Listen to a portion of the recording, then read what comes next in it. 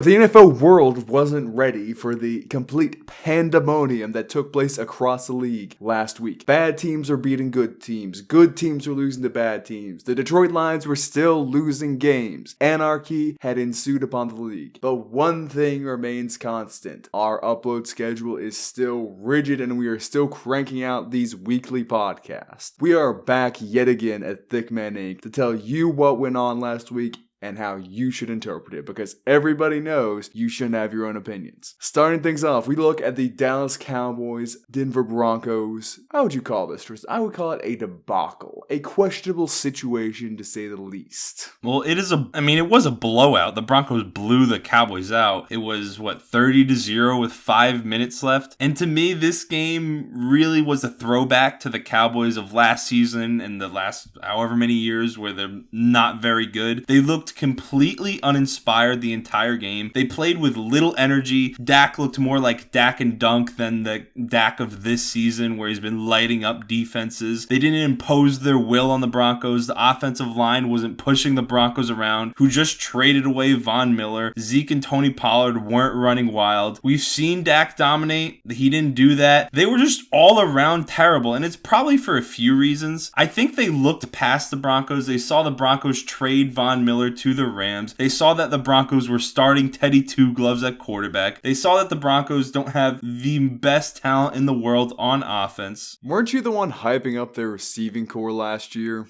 I don't remember these things. And I do think I choose to forget these things. And I do think there's a lot to be said for the fact they failed 2 fourth down conversions early in the first quarter. Had they converted on those fourth down conversions, it was probably a much different game. Had they decided to kick field goals on those fourth downs, they get ahead early in the game. I know, albeit just 6-0, but it would have maybe swung the momentum a little bit and gave them that energy that they were looking for. Failed fourth down conversions took the wind out of their sails. And now when it comes to looking forward for the Cowboys, I'm sure there's going to be a lot of Cowboys haters. Maybe even you. Isaiah, I don't know how you feel about this game yet, but that are going to say that this is indicative of how the rest of their season's going to go. And I don't think that's truly quite the case. One blowout is not a reason to cause concern. I think they just weren't playing with energy. I think they looked past the Broncos, and hopefully they take a step back, reevaluate, and when they play the Falcons next week, they blow them out, the 4-4 Falcons. It'll only become cause for concern if it's a close game with the Falcons, or if they somehow lose to the Falcons, and then when they play the Chiefs, they make the Chiefs defense somehow look good, and they let Patrick Mahomes run them up and down the field. So I don't think it's cause for concern. They reverted to last season. As a wise man once said, not specifically about the Cowboys, but they are who we thought they were. Everyone was fooled last week simply by the fact that the Dallas Cowboys won a game with a backup quarterback. And let me tell you something, Tristan. A win against the Minnesota Vikings in an all-close format is a loss in my books. The Minnesota Vikings, terrible team. They got all excited. They won a game with their backup. Man, oh wow, we're great. We can win with anybody. Man, this Broncos team, complete joke. They traded Von Miller, the best defensive player in their franchise's history. And we got Dak Prescott, our MVP, back. And then they just got smacked. And this is great because it is indicative of the fact the Cowboys are not there yet. Not even in terms of roster construction and coaching. They're just not there mentally as players yet. They didn't come out ready. They bought into their own hype. They thought they were too good. And now they have been slapped in the face by the Broncos. I frankly don't think they're going to respond, because that's just how the Dallas Cowboys go. You can say all these nice things you want about them, make your division seem a little bit better. It's not. They play a weak schedule. Their wins are going to be fraudulent, and their 2 seed in the playoffs is going to mean very little when they lose in the first round like they always do. The Cowboys are the Cowboys. This is another great example of that. And if you can't accept that, I just want to know what you've been watching the last 2 years, because it hasn't been Cowboys football. They've beaten good teams on their resume is a lot better than a lot of other teams in the NFL who have winning records. They beat the Chargers, who are a good NFL team. The Chargers stink. Oh, now the Chargers stink. The Chargers stink. Look at their record, man. They beat the Patriots. Look at what happened to the Chargers. The Patriots also stink. They don't stink. They look like they may win the AFC East. Mac Jones is their quarterback, out there twisting ankles. Better than than the trying to Bills. get any edge he has whatsoever, trying to snap someone's The leg. Panthers at the time they beat them, the answer. Panthers were playing like a good And football how many team games then. the Panthers lost in a row? I don't know at this point. They've lost a lot in a row. But my point being, I mean, we've said the same things. I acknowledged the fact that the Cowboys did not look good, and it looked like they were the Cowboys of old. Out of the sample size of just this year and just this roster, their defense in general has played much better than the last few seasons. They've played with energy. No, Micah Parsons is flying. really hasn't. What good offense have they played? The Raiders, the Vikings. Chargers offense. The Chargers offense isn't good. They've been getting slapped around these past few weeks. Their numbers were inflated by playing terrible defenses early on. Like, look, they're only putting up 27 against the Eagles, got put up 24 against the Patriots, scored 6 points against the friggin' Ravens. They are not that good of an offense. They've only gone above 30 twice. Not even above 30. They've been at 30 once and then lit up the Browns.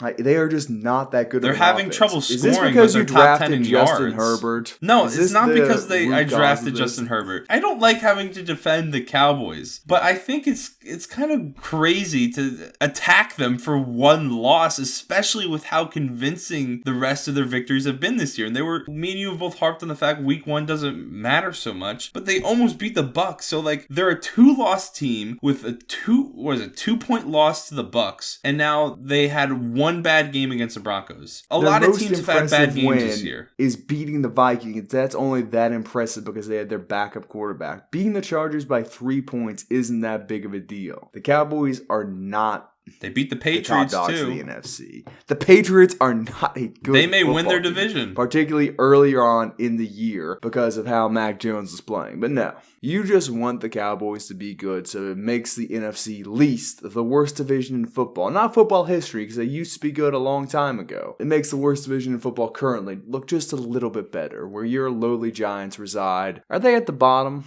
Are they at the bottom? They're of the not least? at the bottom of the least. Who's at the bottom of the least? The Giants are actually one game out of the wild card spot. But who's at the bottom of the league? It's got to Washington. be the Eagles, right? No, Washington Has they 2 wins. both have 2 wins. And the Don't Giants and Eagles have 3 wins. Oh man, look at that! Come on, football team, you can do better. They even beat the lowly Giants, and they're still. Yeah, the bottom. our, you feel bad for the football team. Our take on the football team's defense may be glacially cold by the end of this season. And it's glacially cold now. Their sack rate went tremendously down, and Chase Young has not responded at all to double teams. So, now that we have gone completely away from the Dallas Cowboys, no, they're not as good as people were hyping them up to be. It's simply just not how things have shaked out for them. They played a weak schedule early on. They're going to play a weak schedule the rest of the year, but you don't play a weak schedule in the playoffs, so sucks to be them. Whatever you say, Isaiah, at the end of the day, the Broncos had a good game. The Cowboys had their one bad game this year. I think they're still going to be good for the rest of the season. And we talked a little bit, we just mentioned the Patriots briefly. And moving on to another AFC East team who lost to the second worst team in the NFL in the Jacksonville Jaguars, who, are 2-2 after the Urban Meyer incident. I've had a day now to think this game over, and the result really still makes no sense to me. It makes no sense to me how a top 5 scoring offense in the NFL could put up only 6 points against a terrible Jaguars defense. Josh Allen seems to be going through similar things that his pal Patrick Mahomes has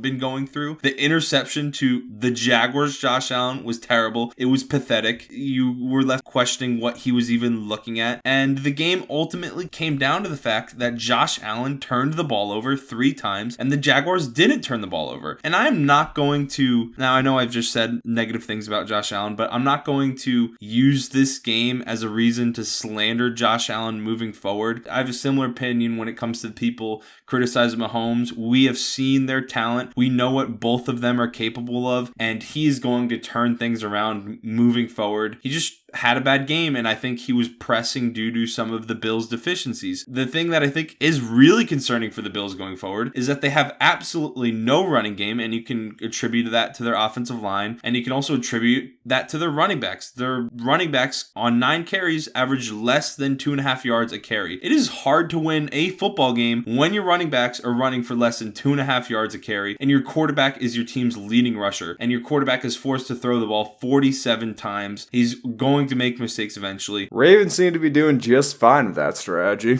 I mean, I'm interested to see what your take on this game is when it comes to Josh Allen. And I think going forward, the Bills' running game is a real concern if they're not able to execute super efficiently through the air, and they're only going to be able to put up 6 points against the Jaguars. And I think it's opened the door for the Patriots to win the AFC East, which myself and basically everyone else didn't think was possible before the season started. And the Bills still have yet to beat a good team. I mean, the Chiefs now have a positive record. Well, no, that door is still closed and locked until Josh Allen's body breaks in half. But I don't think you watched that much of this game simply because of the fact that the run game might be an issue, but when was it used? It was used on short yard situations when it was very obvious that they were going to run the ball. And, those are not carries you have big breakaway plays on. Those are not carries you have 4 or 5 yards on. Those are just 2 yards in a cloud of dust football. A vast majority of those 9 carries were in situations like that. Now, if you want to ask, why are they only carrying the ball 9 times? I'd love to know that answer myself. But off day for Josh Allen, he was the reason they lost in a lot of ways. You have to ask yourself, why was it an off day? And the answer really fairly simple when you think about it. And I know you aren't a fan of looking at all the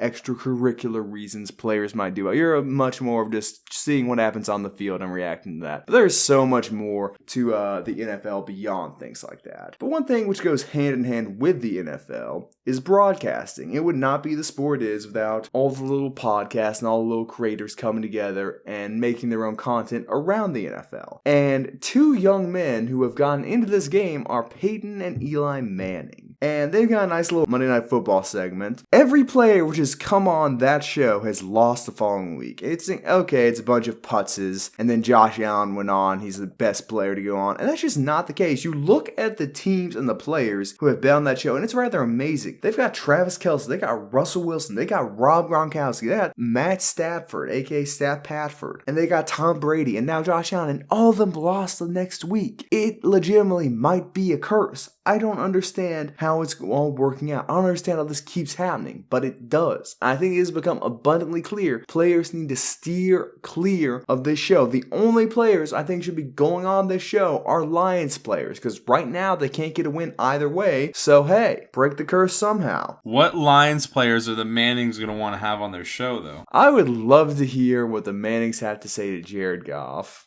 Dude, a lot of ways reminds me of Eli Manning if Eli Manning wasn't clutch and didn't have wide receivers with sticky helmets. But players need to stay far away from the Monday Night Football of the Manning brothers. It's just not working out for anyone. And if the great Josh Allen can't break that curse, no one can. I mean, I think you're in denial when it comes to the Patriots and Bills. The Patriots are now 1 game out of first place in the AFC East, and they're only a game out because the Bills have had a bye week and the Patriots have not had a bye week. Going forward, they still have to play each other 2 more times. We'll get to see them play on December 6th, and I think with the Patriots, the way they've been building up steam, the way their defense has been building up steam, they might only lose by 20 points instead of 30. They're going Belichick to be did not have a good win. matchup against the Bills last season, and nothing's going to change unless Mac Jones sneaks over to the Bills' locker room and snaps Josh Allen's ankle in half. That's the only thing which could possibly change things. The Patriots are going to lose twice to the Bills. It's not really a conversation. I'm a bit concerned about their seeding in the AFC. A lot of good teams at the top of that division, so I kind of want them to get the bye, but that's looking pretty far out of reach unless they win out or only lose 1 more game. But hey, Patriots not a threat. They are focused about the playoffs, not making the playoffs. You're in a little bit of denial. The Patriots have a very good shot, and I won't be surprised if the Patriots wind up getting the AFC East.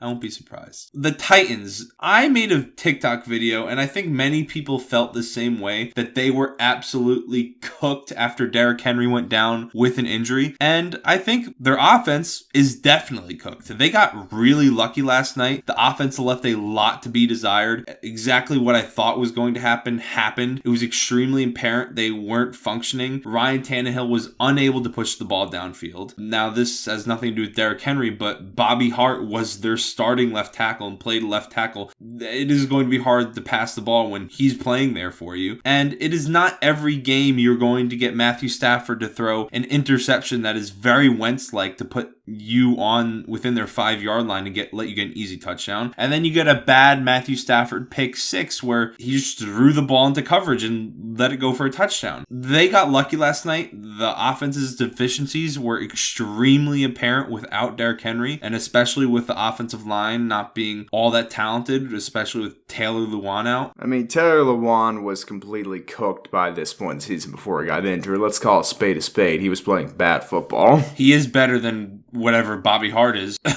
Barely. There's a reason Bobby Hart has played for like 6 teams, I think. And something I thought was interesting, I was amazed at how much Adrian Peterson actually got to play. They were using Adrian Peterson in the Wildcat on the goal line coming off the street, 36 years old.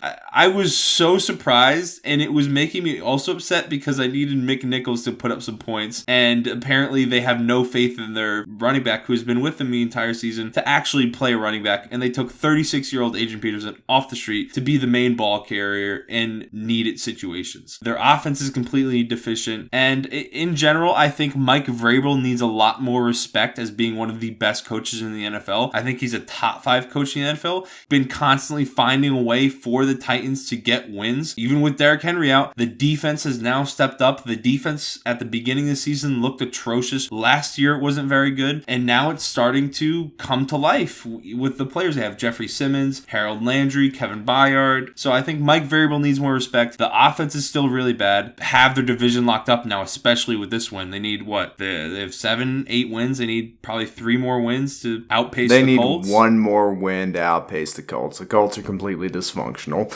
But yeah, like Vrabel's solution to winning games wasn't just Derrick, save me the past half season. No, letting Derrick Henry carry you, while it's something most coaches can do, hey, I don't blame him for doing it. Watching Derrick Henry run, thing of beauty. Now he's got the greatest running back, arguably of all time, in his backfield. A little bit older, also been on like 6 teams, so shout out to him and their backup tackle. The way the Titans geared up for Adrian Peterson makes me wonder if they knew Derrick Henry was hurt, because they loaded the box. That passing touchdown on Tannehill had was because they sold so hard on Peterson that the guy was wide open in the end zone. Like, who was game planning for the Rams defense, and did they not read Schefter's Twitter? Like, I was thinking the same thing.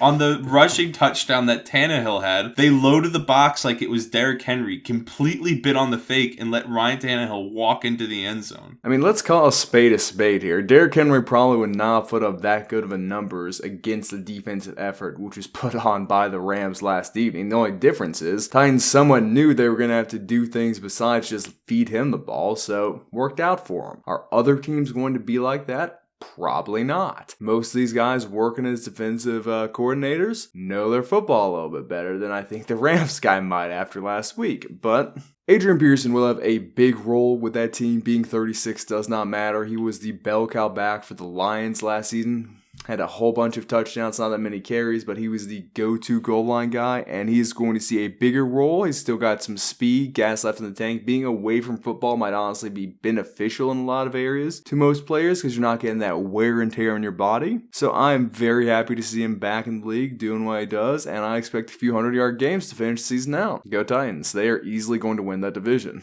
And when Derrick Henry comes back for the playoffs, I think he needs to accept the fact that he's probably going to be a backup to Adrian Peterson, which, hey, it shouldn't be hard for him to do. It's going to be a backup to Adrian Peterson. Derrick Henry appreciates the history and the greatness of the man who will be in front of him. With the Lions last year, he still did average 3.9 yards a carry, which it isn't great. Here's the thing, Tristan. That's the Lions' offensive line. At this point, might be better than what the Titans have left on their offensive line. It definitely isn't. Titans at least have a functional interior line, which is where Peterson was running most of the time. 7 touchdowns, could have had 12. You never know, but no. Adrian Peterson's a bell cow back more. I'm glad I picked him up in one of my fantasy leagues. And go Titans go. That number 8. Mwah.